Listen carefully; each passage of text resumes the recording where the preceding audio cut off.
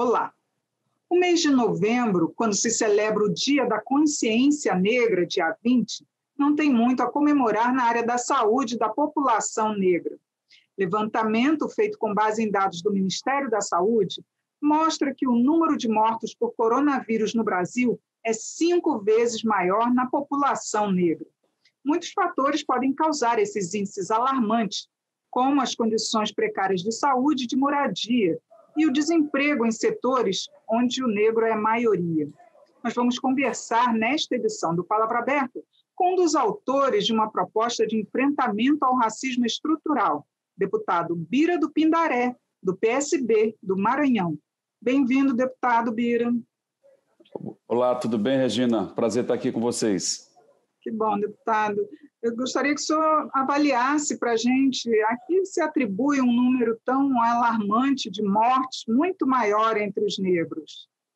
Olha, na verdade, é reflexo de um descaso histórico com a população negra, um descaso que traz consigo um ranço da escravidão profundo, e isso se reflete em todas as políticas públicas. Na saúde, isso ficou explicitado com a pandemia, você já trouxe o dado que revela isso para nós, a disparidade que tem o impacto da pandemia na população negra. Então, tudo isso decorre de um processo histórico excludente, profundamente violento e opressor, e que deixou marcas profundas na população negra, marcas que nós carregamos na pele e na alma. Então, é preciso que realmente a gente reveja essa postura, que a gente tenha uma postura antirracista, de enfrentamento a todas as formas de discriminação, de preconceito, e buscando, sobretudo, medidas de reparação. Muitas das vezes nós não somos compreendidos, até falam que é mimimi, né? Mas, na verdade, o que a gente busca sempre é a reparação pelo que fizeram com os nossos ancestrais e que reflete até hoje em cada um de nós. Porque nós não somos herdeiros, nós não herdamos nada de ninguém, a não ser a dor e o sofrimento daqueles que chegaram aqui antes de nós e que foram escravizados. Então, isso não está longe, isso está muito perto. A minha bisavó era uma negra escravizada, então não é longe da gente, é muito perto e a gente sente isso fortemente e é isso que precisa ser superado num processo histórico também de reparação de tudo aquilo que aconteceu durante o período da escravidão. Inclusive, deputado, pelo fato de haver uma miscigenação muito grande no Brasil, existe o mito de que não existe racismo no Brasil, não é isso?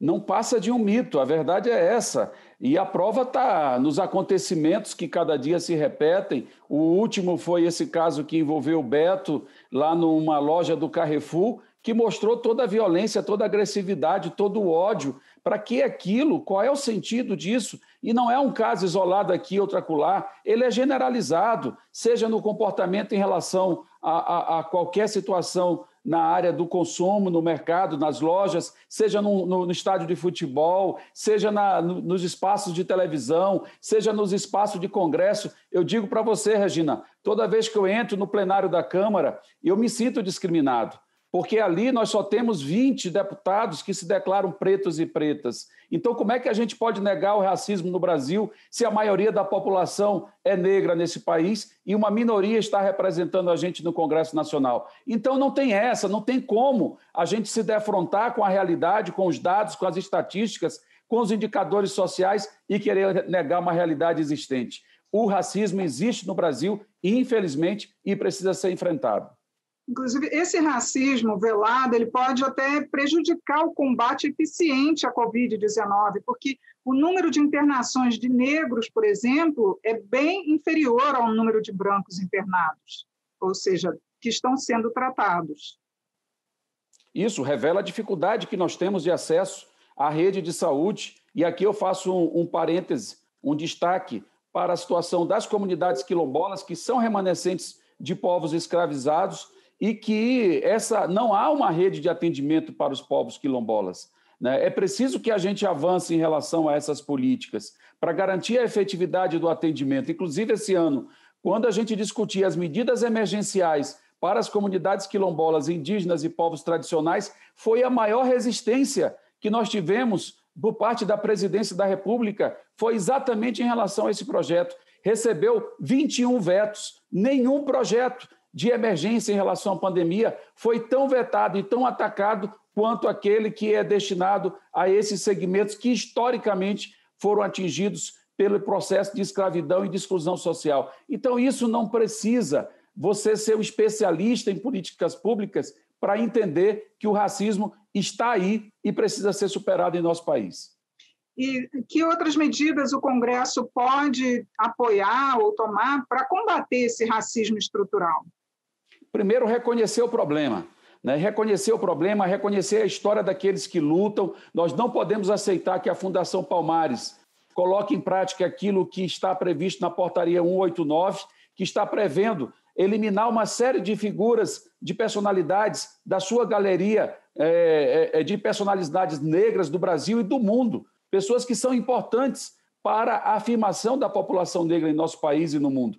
Nós não podemos aceitar também que acabe com a política de reserva de vagas, como tentaram fazer na pós-graduação. Nós temos projeto de lei com esse objetivo, basta o Congresso aprovar. Precisamos também garantir o feriado nacional no Dia da Consciência Negra. Aí vão dizer, mas tem muito feriado no Brasil. Tudo bem, eu concordo. Vamos eliminar qualquer outro feriado e garantir o feriado da Consciência Negra, que lembra a luta da população negra pela liberdade. Então, são esses simbolismos, são essas medidas efetivas, como, por exemplo, o nosso projeto de lei que visa punir o racismo no futebol, que precisa ser adotado, o nosso projeto de lei que visa garantir a participação igualitária de negros e negras nas propagandas institucionais dos governos no Brasil. Então, nós temos muita coisa que pode ser feita para garantir essa reparação, medidas afirmativas e que vão nesse sentido de fazer o enfrentamento ao racismo, para acabar de uma vez com essa chaga em nosso país.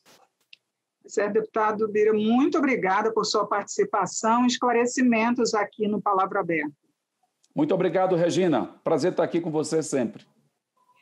Eu conversei sobre o impacto da pandemia na população negra com o deputado Bira do Pindaré, do PSB do Maranhão. Eu sou Regina Assunção e agradeço a sua audiência. Até a próxima.